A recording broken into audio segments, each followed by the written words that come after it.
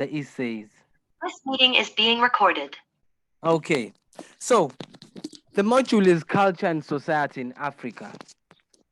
This module seeks to establish some of the earlier findings, whilst it tries to teach people, especially in the global community of African people, about African people.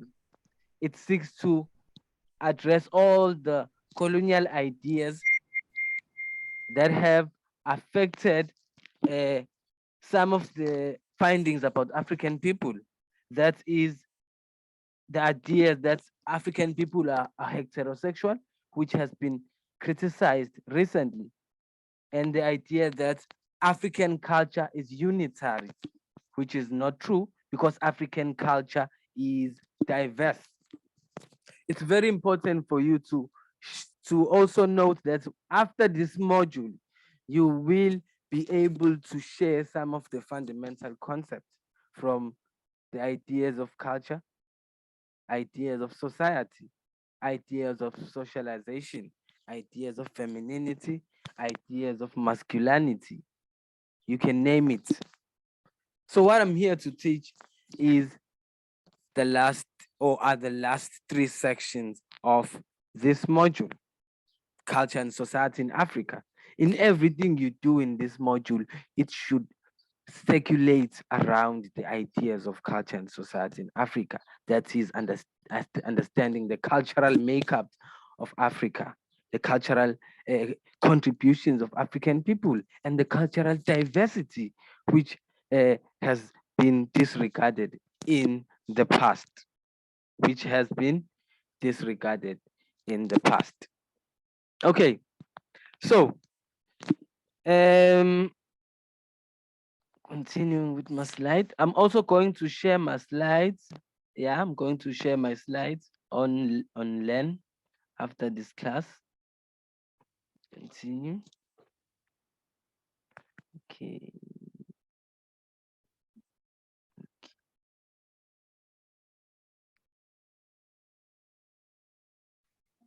Okay. Okay.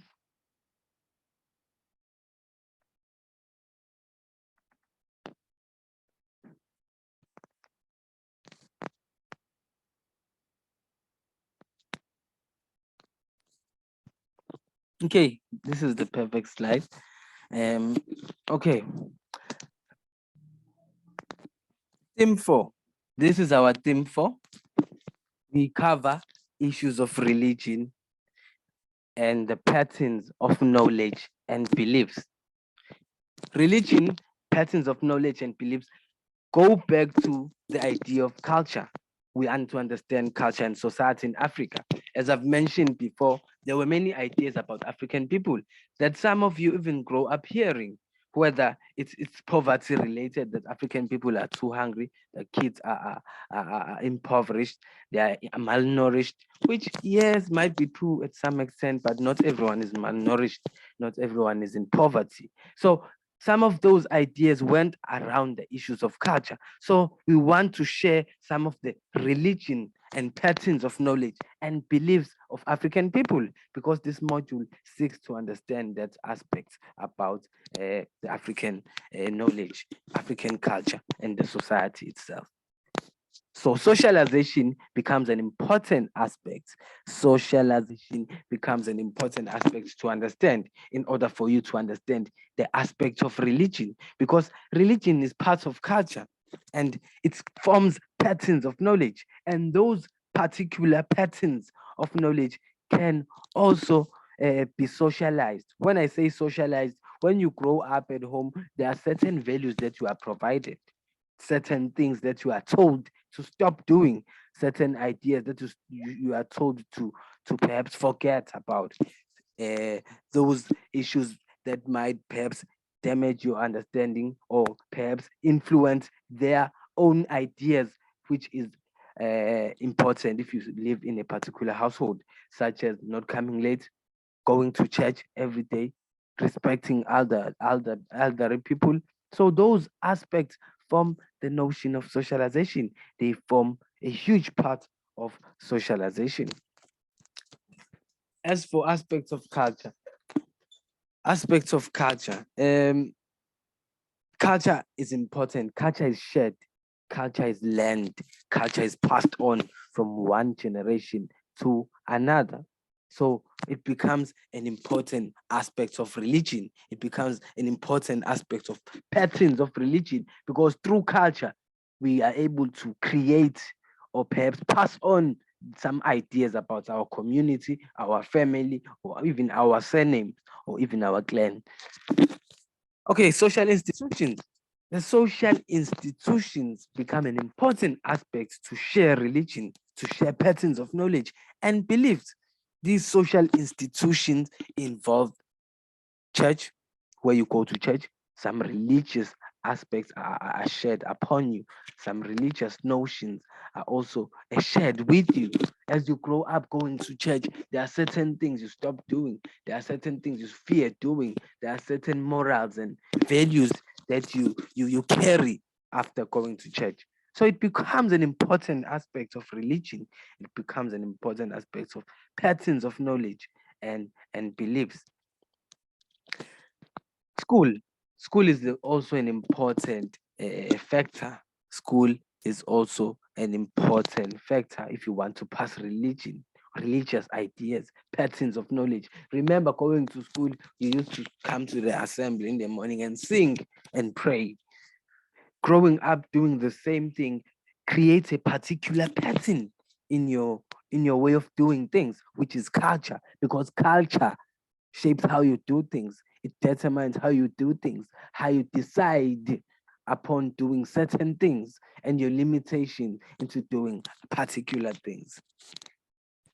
Home also is a social institution, because at home, you are also pushed to religion. There are certain religious values that are pushed upon you that you end up carrying around, which can shape the kind of a person you are, which can shape your identity. Remember, on the past section, you studied the aspects of identity, you studied the aspects of race, you studied the aspects of ethnicity. So, as I talk about identity, it should be clicking now that there is a certain link between religion and identity, between religion and ethnicity, and between religion and race in particular.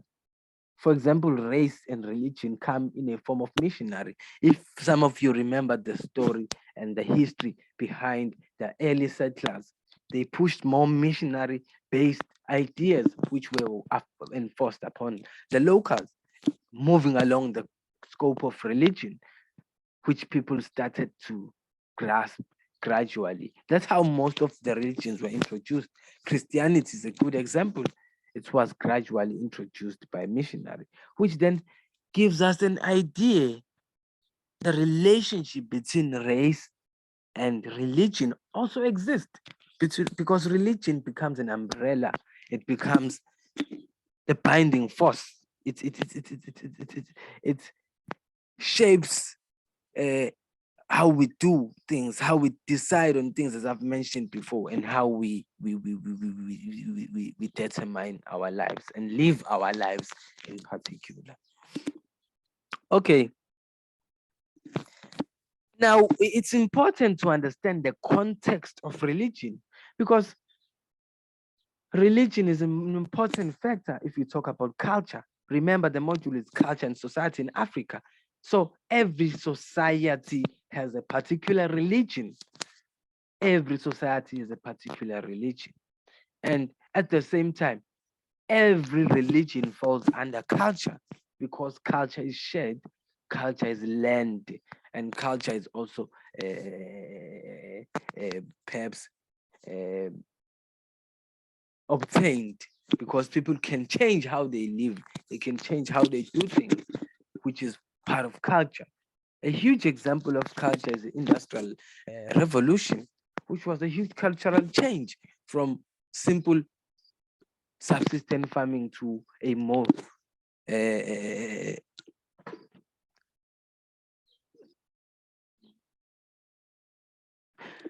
Okay. Okay. Does anyone? Okay. I hear that there is someone talking. If they want to ask, they can just raise their hands. I can answer you. Don't worry. So I said to you a huge example of culture is industrial revolution, which brought about a huge and a large scale changes in culture from a simple subsistence farming to a more labor intensive or more commercialized form of farming, from working from home to working from a factory. Culture is shared, culture is learned at the same time. Culture can change. No one said culture stays the same. So for a long time, African culture has been confused because it has been used along Western religion. Let me not say along religion. It has been used along religion and Western religion. If I say used along Western religion, I mean they've enforced Christianity because Christianity was originally Westernized. And then they started to enforce it and forgot about the traditional religion, which continuously binds African communities, which continuously influences ethnic diversity, which continuously maintains ethnic diversity, because traditional religion still continues in as much as it has been criticized, for example, uh, um, such as, for example, polygamy has been criticized through HIV infections, such as female genital mutilation has been criticized as well, that it passes on diseases while diminishing the role of women, while diminishing the importance of women in the continent, because women are still viewed as inferior.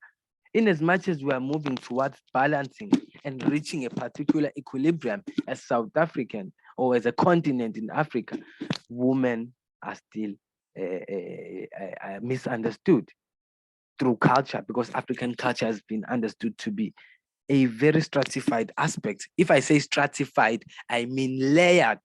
If I say layered, they fall at the bottom, while many priorities fall on top of them, which becomes a problem, a huge concern if we talk about African culture and women, because we push polygamy whilst we push down polyandry, whilst we push away the ideas of female genital mutilation.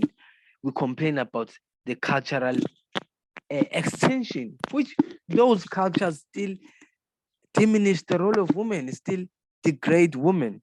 So for you to understand context of religion, it is important for you to understand that it involves a large idea of ethnicity, a large idea of beliefs. It forms a huge aspect of any society. I'm sure many of you did go to church this Sunday, which is a proof that religion is part of your lives.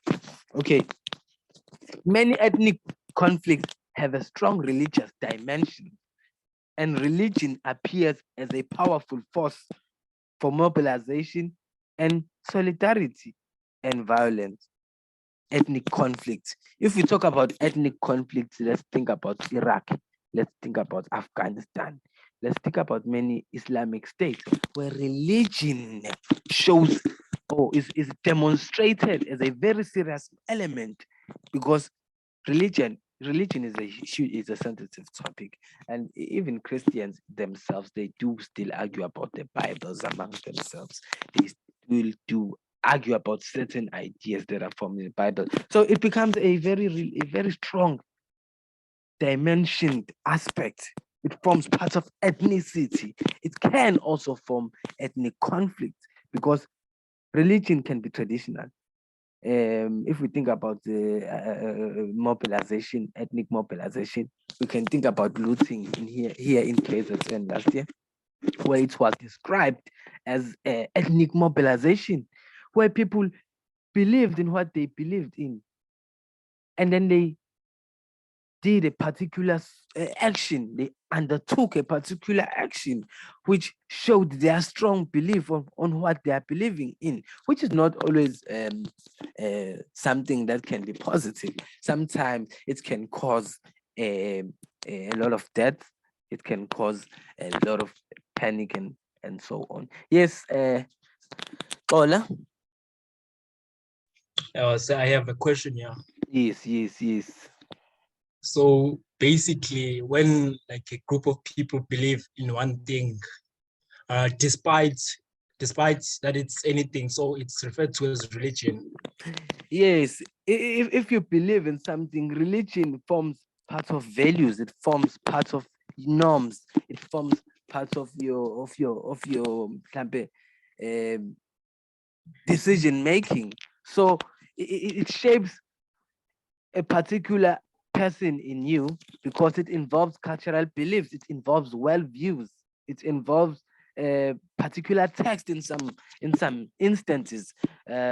Because a cult can then be, for example, be what you are talking about, a cult, because a cult can be people who believe in the same thing and no one can disregard the other one. So it becomes part of their worldview, part of what they believe in becomes part of their morals because it's part of a particular faith. They believe in that aspect. Yeah, okay.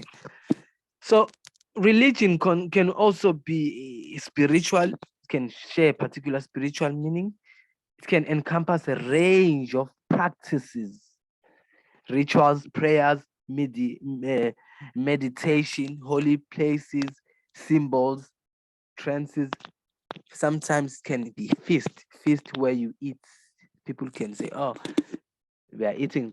For example, Thanksgiving can be a particular belief because people do come together, they feast, they thank their lives, they appreciate, even though we don't have it here in South Africa, but I can say it's something that shares a particular symbol because it symbolizes certain values, gratefulness.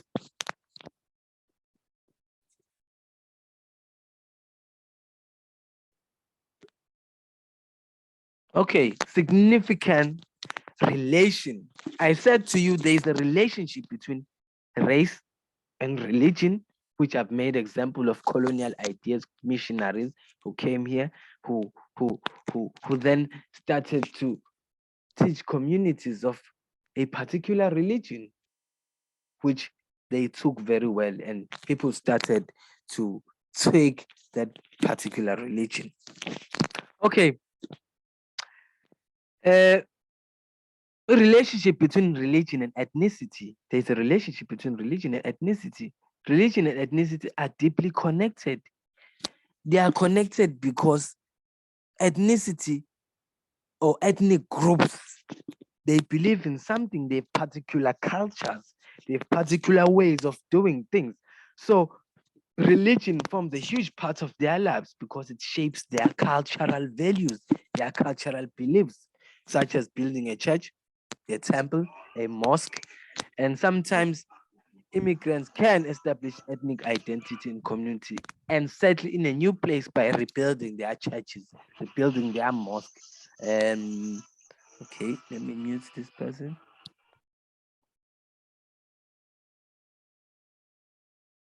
Okay, understanding of ethnicity and religion remain disjointed. It remains disjointed because it doesn't mean that because you are a particular ethnic person, you will then, let's say you are maybe a person from maybe Iraq or any of the Islamic states. It can happen that you will not be a part of the Islamic religion. You will be part of Christianity. It might even happen that you wouldn't be even part of that or be part of traditional religion of Africa. We have seen many white South Africans becoming sangomas.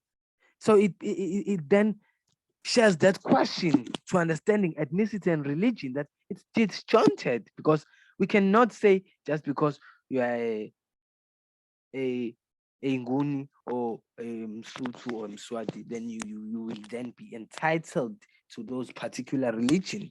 You can be in a part form, or you can be part of a particular religion which does not form part of your ethnicity, which is where this disjoint comes from, this disconnect. Religion, there's a relationship between religion and identity. There is a relationship between religion and identity. Religion might serve as a powerful influence on an individual identity, assuming that the person involved is deeply religious or significantly committed to his or her religion. Okay, let me just explain this relationship. So you might be a pastor and a sangoma. You might be a chief and a pastor. So religion serves as a powerful tool to identity because it creates a particular person, a pastor, a chief who's a pastor, a chief who's the teacher, and a pastor. You see, its complexity, multi-faced aspects of identity that is demonstrated on religion that some people do form on Christianity and traditional African religion. So it basically becomes your own particular perspective. It becomes your own decision to be part of a particular religion. Okay. African religion is a very diverse aspect. It's a very, very diverse phenomenon. African religion has Islamic religion in it, mostly North African, Egypt, Cameroon, they do practice, Morocco, they do practice it. Christianity, predominantly in Southern Africa. Zimbabwe is the most, has the most Christians. There are many churches in Zimbabwe. There are many churches here in South Africa, but in Africa, Christianity is starting to grow. It's starting to take shape. More and more people are starting to join Christianity as part of their religion. It's becoming part of their religious beliefs. Traditional religion, as I've explained, is part of African community. It becomes a huge part of African community. So for you to know that there is a diverse dimensions within the African community, this module tries to share that culture and society in Africa, cultural makeups of Africa, the cultural dimensions of Africa.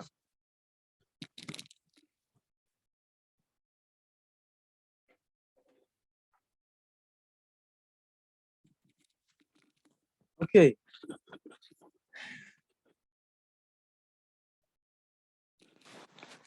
Okay, there are readings that have been shared with you. There are readings that we have shared with you. So if you are reading those readings, you need to take note that we want to understand culture and society in Africa. And understanding culture and society in Africa moves to understand religion, because religion is part of culture and religion is part of society in Africa. This module focuses on culture and society in Africa. Whenever you go through a reading, just prepare your mind, because you need to prepare your mind that we are talking about culture and society in Africa. Okay, so the reading talks about Christianity in Africa from African independent Pentecostal churches. You need to understand what is a Pentecostal church, what is a Pentecostal charismatic churches, African and independent, authentic and interpretation of indigenous Africa. So it shows Africa and independent. The reason why this church is called African independent Pentecostal charismatic churches, because around 1960s, around 1960s, many African countries were given independence. If I say given independence, they were previously colonized, remembering that? So during those years, specifically around 1960s, Africa started to now be free. Many nations became free. It's only South Africa that remained on the verge of colonialism. But many African countries started to be independent. That is why this church was formed. So it becomes a huge part of anthropological theory. It becomes a huge part of anthropological theory. So for you in that reading, you will see importance behind these churches and their makeups, because these particular makeups will come out of your test. Just see how this church works and what is this church, and know the abbreviations, PCCs, AICs, know all of those, because in your test they might come out. Socialization must be understood. Identity must be understood. Race must be understood. Identity must be understood. Yeah, you just need to make sure when you're reading this, you tell yourself you want to understand culture and society in Africa. And culture and society in Africa forms part of religion, because religion is part of culture. So here, Christianity is part of religion, it's part of African religion. So we see how African religion functions as opposed to Western religion. So they are sharing the inner information of African culture, the inner information of these African churches, because they are different how they do things. In as much as they began from a colonial era, they started to form their own or cut their own pattern. They started to create their own pattern. They started to establish their own identity, because these churches have their own identity. They are formed by particular ethnic groups, and they are formed by particular races.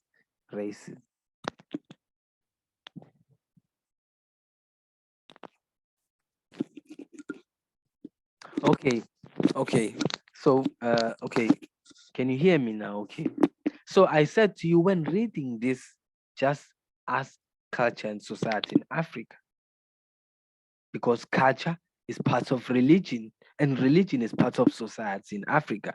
So here we want to understand African religion, how these African churches have established their own African independence, because during 1960s, independence was given to African people.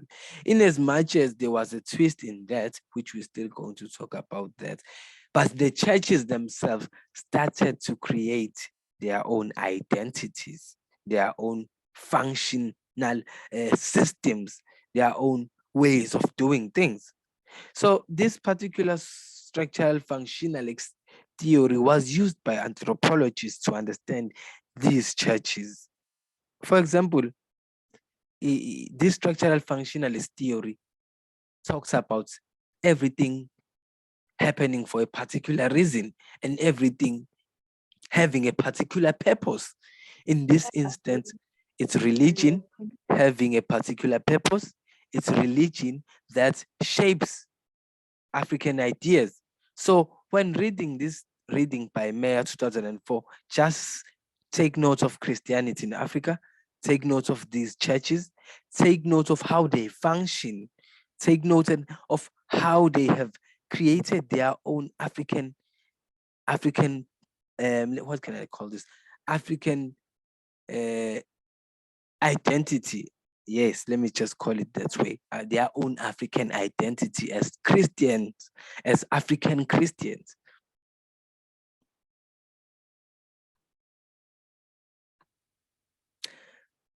Yeah, because these ideas about Africa have wanted us to share our Africanization, because these churches have been Africanized. When I say Africanized, they prioritize or they emerge from both African views and African values, because these churches are so different from the West, in as much as there has been a Western influence, Western contributions. And through globalization, we should also strive to understand these churches from a global perspective. As I've been saying, comparison is important between these churches, because in as much as they do have Western religion, they have that African vibe, that African twist, which just makes them African religion. So read about those churches, understand how they work, understand their structural makeup. Modernity, they are modernized African churches. This demonstrates how African churches have been modernized, how they have fallen into the scope of modernity into the recent times. Many of them have adopted technological tools. They do have those instruments, which is a Western influence, which shows they've been globalized in as much as they are Africanized.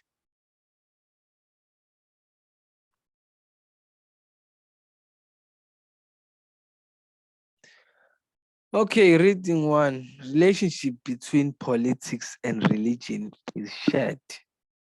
Politics and religion, because during colonialism, religion was never separated from politics. But in these churches, it is now demonstrated that post-colonial, after colonialism, there has been a huge separation of the politics and religion, because religion is a very serious aspect. As I've mentioned to you before, some countries actually fight, some people actually die from religious beliefs, because religions form part of solidarity. They can cause mobilization as well, because people can mobilize each other. They can perhaps form a particular solidarity if they believe in a particular religion. Okay, these are Pentecostal Christian charismatic churches, African independent churches. Please check those. They are very important parts of this. Check, read. We are not going to be reading for you.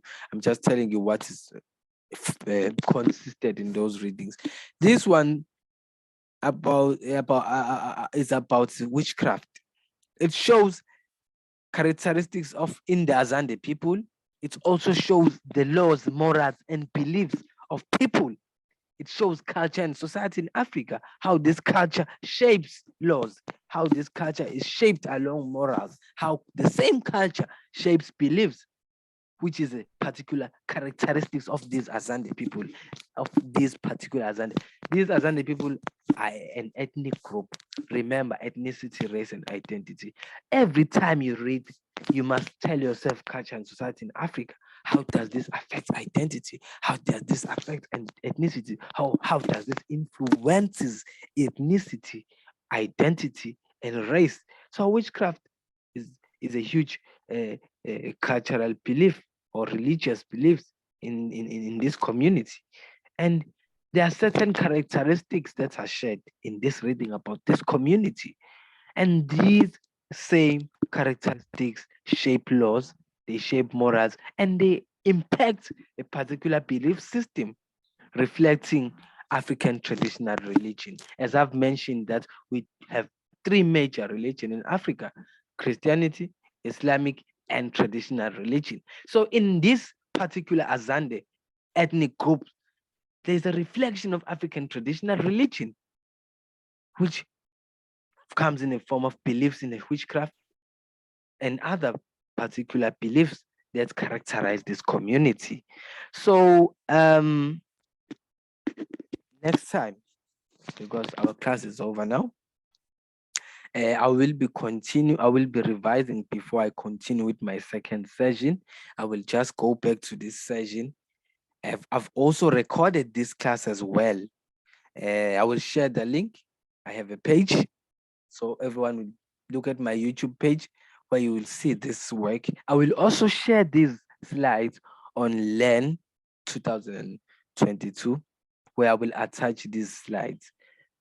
And then these slides will help you guide your understanding, because what I wanted you to take notes of in this section is the patterns of religion itself, and how religion takes forms from Christianity, Islamic, and traditional religion, and how between these two readings, religion particularly Christian religion, is demonstrated and how traditional religion is demonstrated on the Azande people. Because in this module, we want to understand culture and society in Africa. We do not want to understand anything beyond that. We want to understand culture and society in Africa.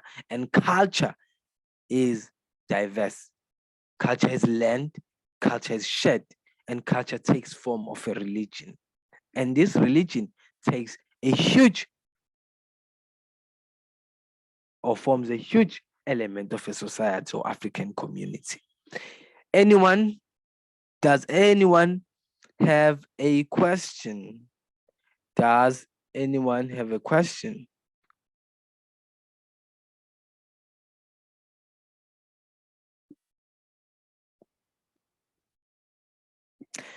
Okay. It seems we are done with our class.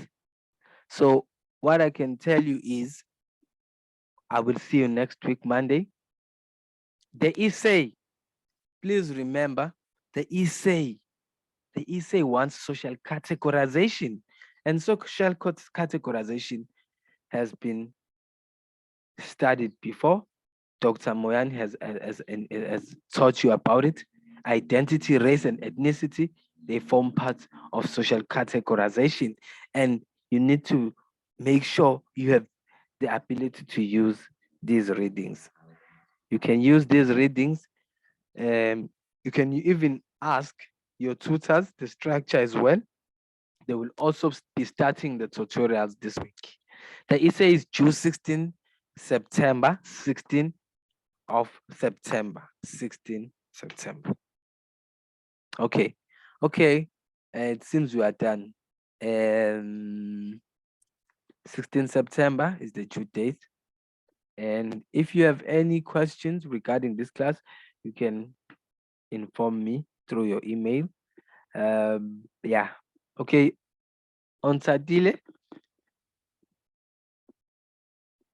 Hello, sir. Yes. Sorry, there's something that I didn't catch attentively. Yes. The parts of witchcraft, were the anthropologists who discovered the witchcraft, or is just an opinion for them? How was it estimated? No, they studied the community characteristics. Oh, they studied the community. Yes, Okay, as they studied the community's characteristic, they then discovered these beliefs, these religious beliefs, these traditional religious beliefs, which are centered on witchcraft. Oh, okay. So I thought you said it was their opinion. I It was a know. little bit confusing. Thank you. Okay, no problem. Okay. Okay. So 16 September is the date we have decided on. Don't worry about the course outline. 16 of September is the due date. The tutors will also tell you in your groups. If you have not been allocated in any group, please inform any tutor. They will put you in any of the groups because some of you recently registered and that comes with delays. So please inform the tutors.